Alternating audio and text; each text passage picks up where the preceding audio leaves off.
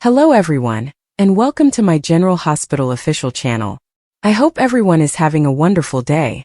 Before we begin, please hit the subscribe button and give this video a thumbs up.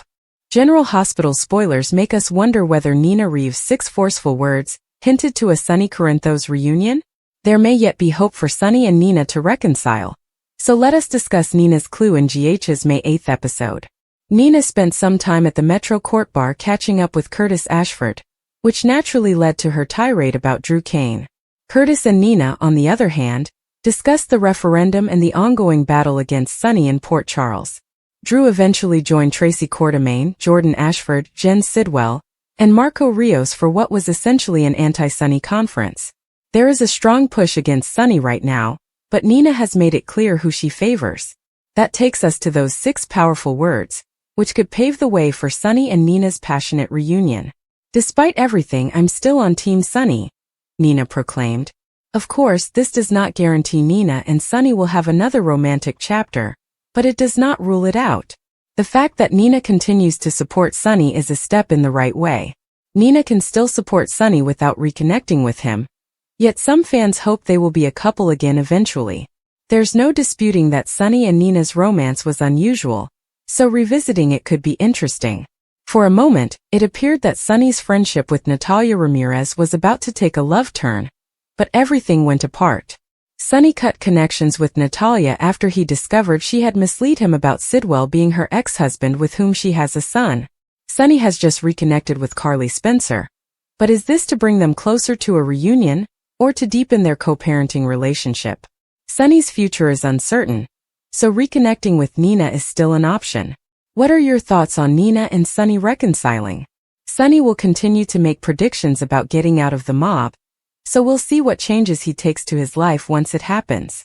According to General Hospital spoilers, Sonny will face additional problems, so stay tuned for all of the shocking news and massive messes to come.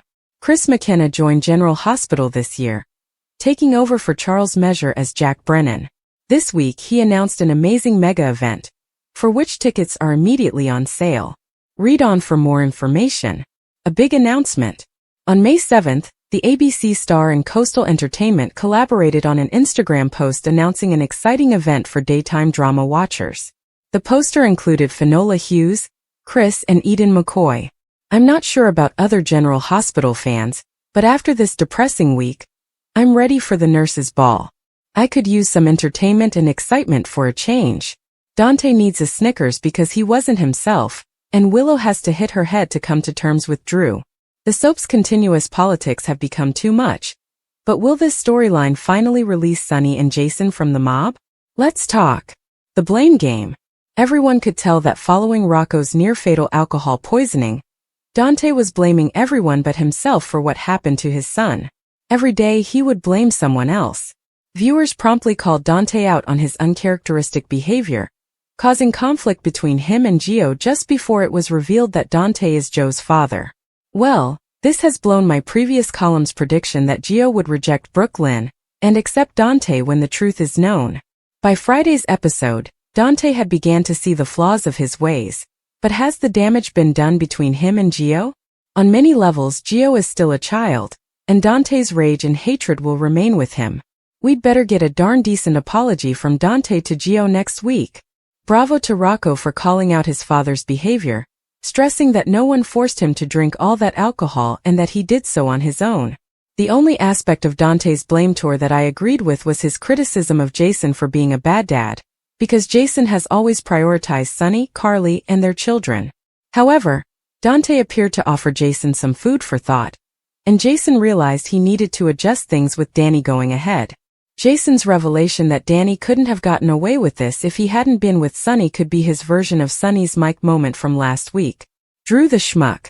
Even though we know Nina and Portia set Drew up, his character has become so unlikable that it's tough to feel sympathy for him. Drew has admitted that Portia drugged him, owing to Brad, and it is evident that he intends to continue being Port Charles's biggest slimeball. By the end of the week, it was clear what he had asked Brad for: a vial of ketamine, and he warned Brad that there would be much destruction to come. Drew, what are your plans for that vial? I have some opinions on that which we will discuss. When Willow felt the bottle in Drew's jacket while hugging him and he explained that it was a vitamin infusion from his doctor, all I could think was, oh, come on. Actually, I can't say what was going through my mind at the time. Willow is a nurse. Will she buy that load of bull? With everyone in town basically telling her that the only reason she feels Drew is innocent and was drugged is that it would force her to face the terrible mistakes she's made for this man. And now that she's discovered the vial, will she wise up? Other storyline ponderings. I was astounded that Brad exited the building the way he did. But what does this entail for Aunt Selena? Will she simply drift away again? Hopefully, Brad will return in the future to cause more problems in Port Charles. Sasha notifying Jason about Willow's journey to see Michael will hopefully expose Drew's attempts to hinder the visit. And speaking of Sasha, as much as I enjoy seeing people give Willow hell, she is not the one who should be doing it, considering the baby she is carrying. Thanks to Lois' protection of Gio, Lulu is getting closer to discovering he is Brooke Lynn and Dante's son. She isn't giving up, even if Tracy appears to be putting her in her place next week. As much as I adore Tracy and her big takedowns, I didn't like how quickly she turned on Lois and demonized her for pushing Brooke Lynn to give up her baby. Lois, on the other hand, retaliated effectively against Tracy, pointing out that she abandoned Ned and Dylan on her family. I can't wait to watch Tracy's reaction when she knows Gio has linked the QS to Sonny through blood. I suspected Emma might also be in the WSB, and I was almost right. She told Joss that Dalton's lab was the reason she was dismissed from Berkeley, and she is at PCU to expose whatever horrible things he is up to. Despite this discovery, the espionage storyline has yet to pique my interest. Sidwell's offer to buy Sonny's peers not only answers Sonny's quandary of how to exit the business, but it also appears to resolve the conflict that his connection with Laura is bringing her. Then there was Jason, who, understanding he needed to be more of a parent to Danny, stated that things had to change. This might be the change. We know Blaze will be back soon and is presently on tour with Miguel. In Friday's episode, Lulu also made numerous references to Ricky Martin's old character. Could we be livin' La Vida Loca at this year's Nurses Ball? So, who is Drew going to inject with the ketamine? My hunch is Sonny or Jason, but let's have this backfire terribly on Drew. Someone, ideally Willow, should get the incorrect drink at the ball and embarrass themselves. Finally, I've mentioned it before, but the nurses' ball must be when Michael. Nina's recent remark has sent shockwaves through the General Hospital fans, fueling fervent speculation about a possible reconciliation with Sonny. The 6 words she said were simple yet meaningful, leaving admirers wondering if this was the start of a rekindled romance, or just another twist in their convoluted relationship. Nina and Sonny's relationship is rife with passion, betrayal, and unresolved tension, making any sign of reconciliation a hot topic. Their relationship has always been magnetic, drawing viewers in with its intensity, and now with just a few perfectly selected words, Nina may have sparked the prospect of them reuniting. The context of Nina's comment is critical to comprehending its meaning. Was she chatting casually, or was there a deeper meaning behind her words? Fans have dissected every line, scrutinizing her tone, body language, and the circumstances surrounding the comment. Some feel it was a deliberate maneuver to test the waters and see how Sonny, and the audience, reacted. Others believe it was an emotional slip, a moment of vulnerability that exposed her actual feelings. Regardless of intent, the consequence is undeniable. The prospect of a Nina and Sonny reunion has resurfaced. Sonny's current condition also influences this speculation. His relationships have always been an important part of the show, and his connection with Nina has been one of the most engaging. Sonny's love life, whether with Carly, Brenda, or someone else, is never straightforward. If Nina is hinting at a reunion, how will it influence his other relationships? Would Carly take this as a betrayal, or would she accept it as a result of Sonny's erratic personality? The consequences of a Nina and Sonny reunion might reverberate across Port Charles, affecting friendships, business deals, and family loyalty. Nina's character development is also an important consideration. She's changed dramatically since her inception, from an angry schemer to a more complex, sympathetic character. If she and Sonny were to reunite, would it be on equal terms this time? Will old wounds and power inequalities resurface? Their history was defined by manipulation and secrets, but if both characters have truly changed, a second chance may result in a happier, more stable partnership. Fans have witnessed glimpses of their chemistry even during dispute, implying that there is still something between them worth exploring. Of course, not everyone agrees that Nina's statements were a sincere attempt at reconciliation. Some fans feel that it could be a red herring, a ploy by the writers to generate interest without ever revisiting the pairing. Soap operas are infamous for their twists and diversions, and what appears to be a clear signal one day may turn out to be nothing the next. Alternatively, Nina's remark could have been misinterpreted. Perhaps she was talking to something completely unrelated, and admirers are reading too much into it. The capacity of General Hospital to keep viewers guessing is one of its most appealing aspects, and this is no exception. The prospect of a Nina and Sonny reunion raises concerns about the fate of other characters. How would Willow react, given her tangled relationship with Nina and Sonny? What about Michael, who has already clashed with Sonny? The Corinthos family dynamics are constantly altering, and a new romantic relationship for Sonny could jeopardize the fragile harmony that has been achieved. On the other side, it could result in unexpected alliances and new plots, providing the writers with new material to explore. One thing is certain: if Nina and Sonny do reunite, things will not go smoothly. Their relationship has never been simple, and any attempt to restart it will undoubtedly face significant challenges. Trust would have to be re-established, previous mistakes corrected, and external pressures overcome. The drama, emotion, and high stakes are what make their pairing so appealing.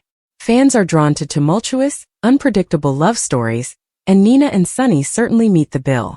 Nothing is off the table in General Hospital, a world full with secrets and surprises around every corner. Nina's 6 words could have been a passing remark, or they could be the beginning step toward a significant plotline. Only time will tell whether this suggestion leads to a full-fledged reunion or fades away as another what-if in the show's lengthy history. Until then, fans will continue to wonder, discuss, and pray for the return of one of Port Charles's most captivating couples.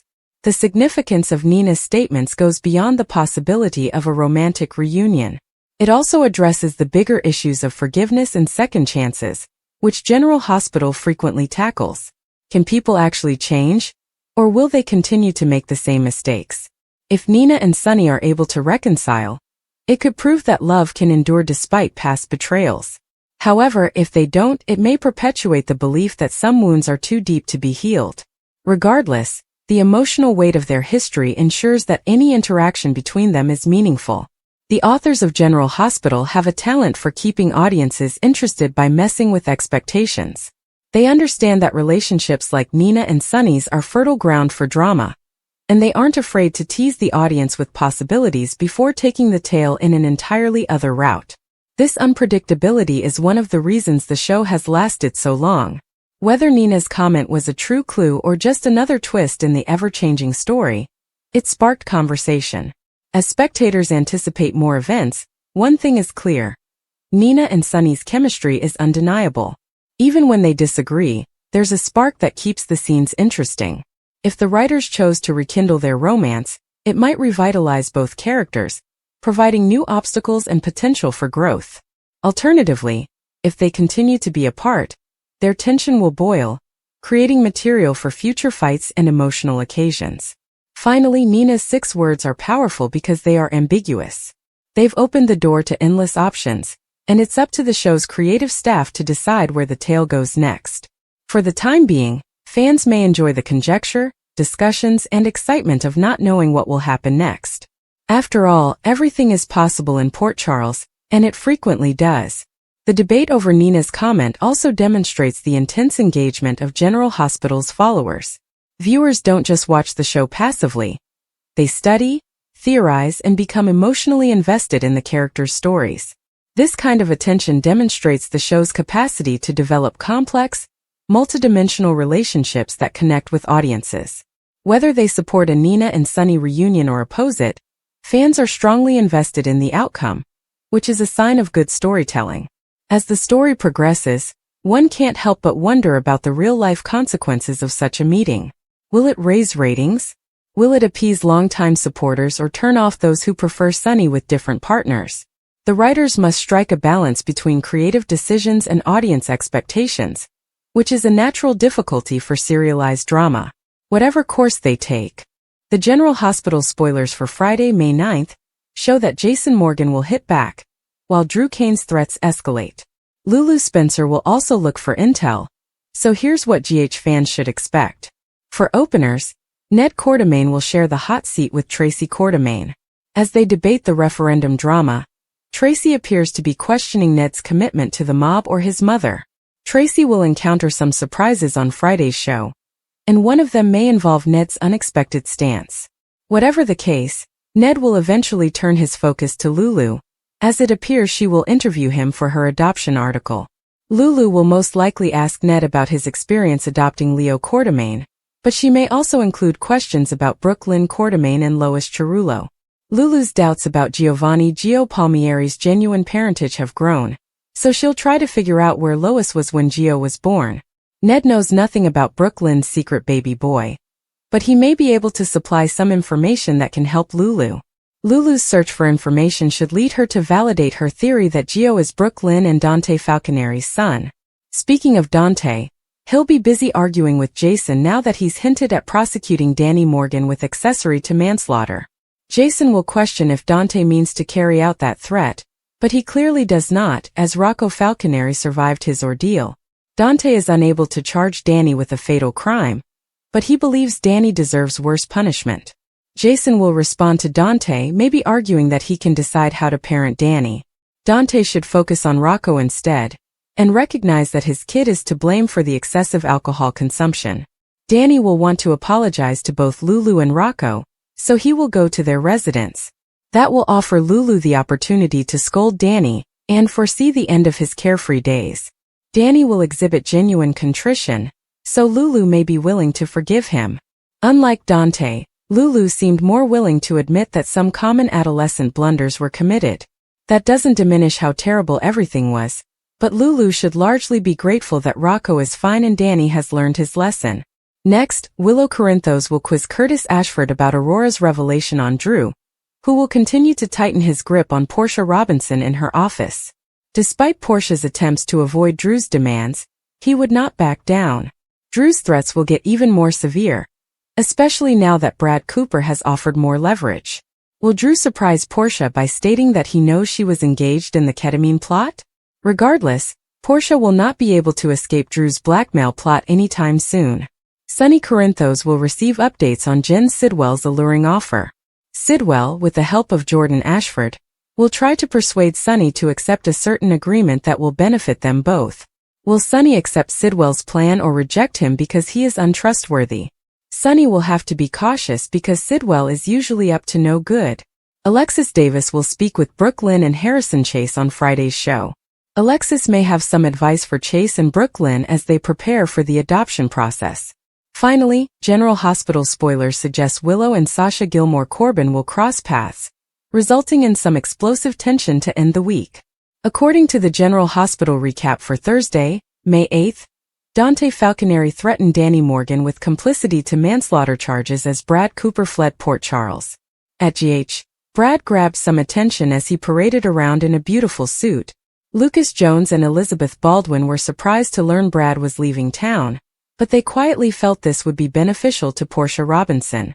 In Portia's office, she called Nina Reeves and encouraged her to watch the news.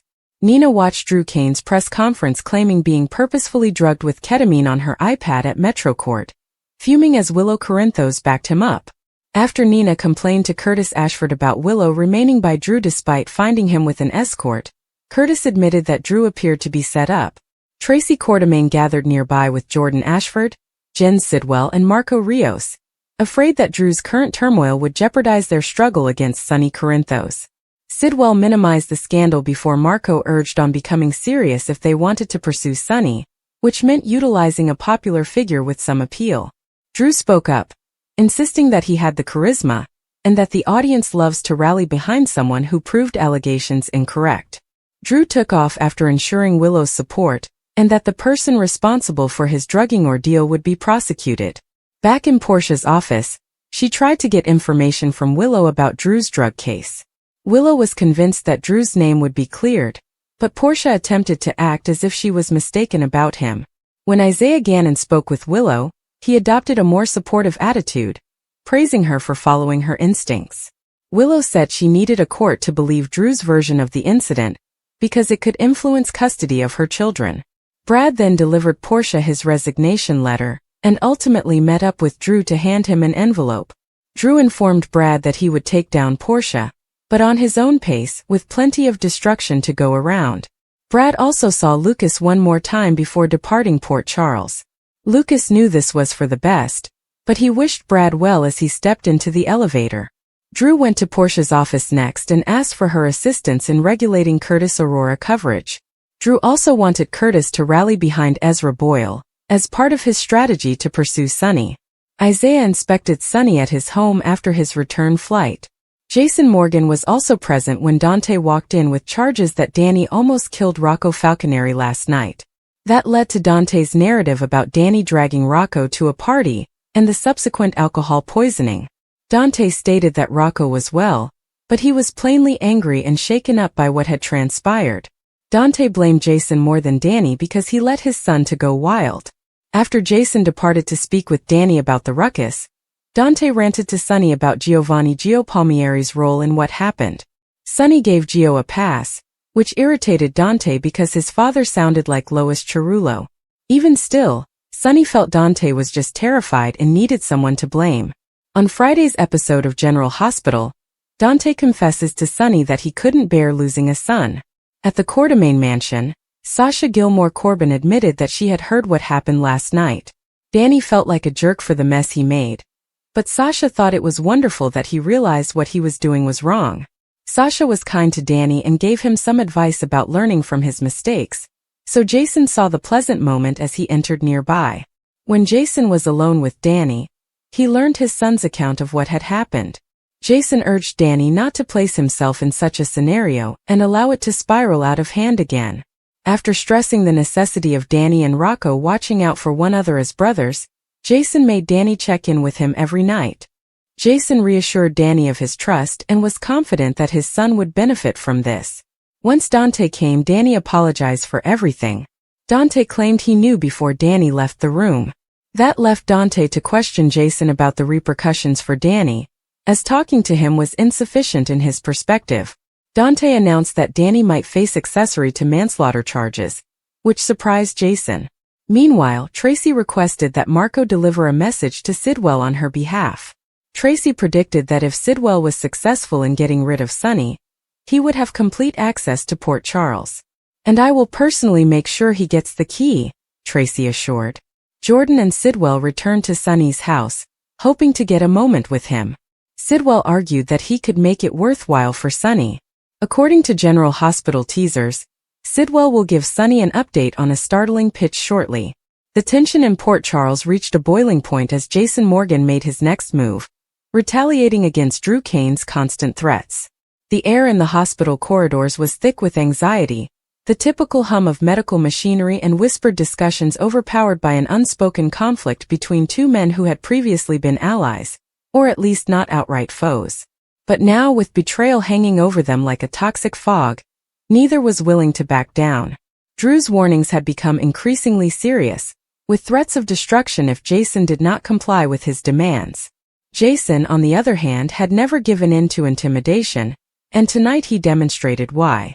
The morning began like any other at General Hospital, with nurses rushing between rooms and doctors reading files. But beneath the surface, everyone sensed something was wrong. Carly Corinthos was uncharacteristically silent, her usual fiery personality tempered as she exchanged uneasy looks with Sam McCall near the nurse's station. Even Elizabeth Weber, who was usually totally focused on her patients, had noticed the shift in energy and cast anxious glances toward the door, as if anticipating an explosion at any minute. Then it occurred. Jason walked through the automatic doors, his countenance unreadable but his presence drawing immediate attention. He didn't need to raise his voice or make a scene. His sheer presence was enough to cause a ripple in the room. Nurses paused in their steps, orderlies hesitated, and even Bobby Spencer, who had witnessed decades of drama within these walls, straightened slightly behind the reception counter. Jason's gaze fixed on Drew, who stood near the elevators, a file in hand and a cold sneer on his face. "You're making a mistake," Drew remarked, his voice deceptively calm. Jason did not flinch. "No. You are." The words hung in the air, posing a challenge that no man could ignore. Drew had spent weeks tightening the noose, utilizing every connection and piece of leverage he could to trap Jason. Drew had tried everything: legal threats, whispered gossip, even veiled warnings concerning Jason's family, hoping that the pressure would compel Jason to yield. Drew hadn't relied on Jason's patience, or his ability to strike when least expected. Jason brought out his phone and tapped the screen slowly and deliberately. A second later, Drew's device buzzed. His sneer wavered as he looked down, his face losing color as he read the words. The file in his palm felt heavier as the weight of his own mistakes fell on him. Jason hadn't simply defended himself. He'd gone on the offensive, unearthing truths Drew had hidden deep, secrets that could ruin everything. "You wouldn't," Drew mumbled, but the uncertainty in his voice was clear. Jason did not answer. He did not need to. The damage was done. Across the room, Carly took a long breath, her fingers tightening around her purse strap. She had advised Drew not to push Jason, telling him that threats would only lead to an unwinnable conflict. But Drew, ever the strategist, was certain he held all the power. Now, as he peered at Jason with rage and amazement, it was evident the game had shifted. Sam, who had been observing the argument in quiet, eventually spoke out. "This needs to stop," she remarked, her voice steely.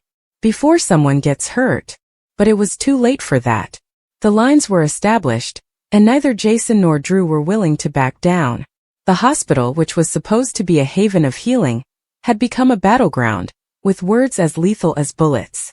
As the standoff lasted, the rest of Port Charles remained unaware of the storm gathering within those sterile white walls. Families paid visits to loved ones, physicians made diagnoses, and life went on, but Jason and Drew would never be the same again. Drew made the next move, but Jason made it obvious that he was not backing down. And if Drew wanted a fight, he would get one.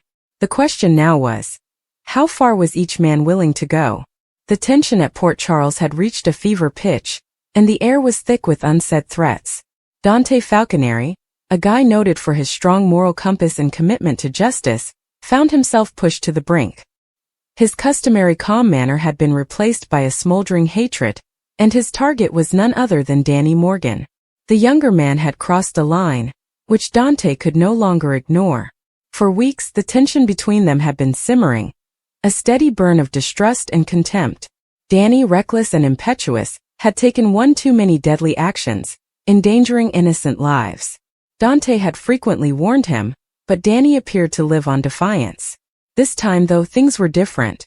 This time, Danny's activities had almost resulted in catastrophe, and Dante was done offering warnings.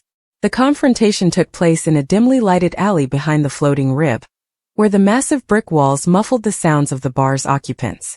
Danny had been surrounded, his typical smirk fading as Dante approached him, his voice low and threatening. "Do you think this is a game?" Dante hissed, clenching his hands at his sides. "You could have gotten someone killed." Danny scoffed, but his eyes flickered with anxiety. "Come on, Dante. You are overreacting. Nobody was hurt." "This time," Dante responded. "But how about next time? You don't get to mess with people's lives and then walk away as if nothing happened." The threat was implicit, but Dante made it absolutely obvious. "If you pull another stunt like this, I will not hesitate to charge you with manslaughter. And believe me, I'll make sure they stick." Danny's confidence waned. He had seen Dante in action before and knew that the investigator honored his promises. The threat had settled between them, and Danny appeared to understand the gravity of his actions for the first time. Meanwhile, across town, another storm was developing, causing shockwaves in Port Charles. Brad Cooper, formerly a familiar figure in many people's life, has made a decision that would change everything. After years of secrets, betrayals, and grief, he had had enough. Brad was always a survivor, navigating the volatility of Port Charles with a combination of skill and charm. But even the strongest individuals had limits, and Brad had finally reached his. The falsehoods, the manipulations, and the continual fear that his history would catch up with him. It was all too much. He stood in his now empty flat, the walls scrubbed naked, boxes packed and ready to move. There was no pomp or emotional goodbye, just a silent decision that it was time to depart. Port Charles had taken too much from him, and he was unwilling to give anything else. As he took one last glance around, his phone buzzed. A message from an old acquaintance, possibly a last attempt to entice him back into the drama. But Brad disregarded it. He'd made his decision. The door snapped shut behind him and Brad Cooper was gone. Back in the alley, Danny found his voice, albeit it lacked his customary swagger. "You can't just threaten me like that," he mumbled, but his defiance had faded. Dante did not blink. "Watch me." The distant cry of a police siren shattered the impasse, reminding them of the world beyond their encounter. Dante stepped back, his point delivered. "Here's your final warning, Danny. Next time we'll do this in court." With that, Dante turned and walked away, leaving Danny alone in the darkness, the reality of his situation setting in. The events of the night would reverberate throughout Port Charles, affecting relationships and shifting alliances. Dante had put a line in the sand, and Danny had to choose whether to retreat or face the consequences. Meanwhile, Brad's sudden departure created a hole that would not go unnoticed. In a place where secrets were valued and loyalty was transitory, the only certainty was that nothing remained constant for long. And as the sun rose over Port Charles the next morning, the aftermath of Dante's threat and Brad's departure had only just begun. This extension expands on the initial premise, deepening the rivalry between Dante and Danny and incorporating Brad's departure as a parallel storyline. The tale runs without interruptions or titles, retaining a consistent and compelling tone. Please let me know if you need any changes.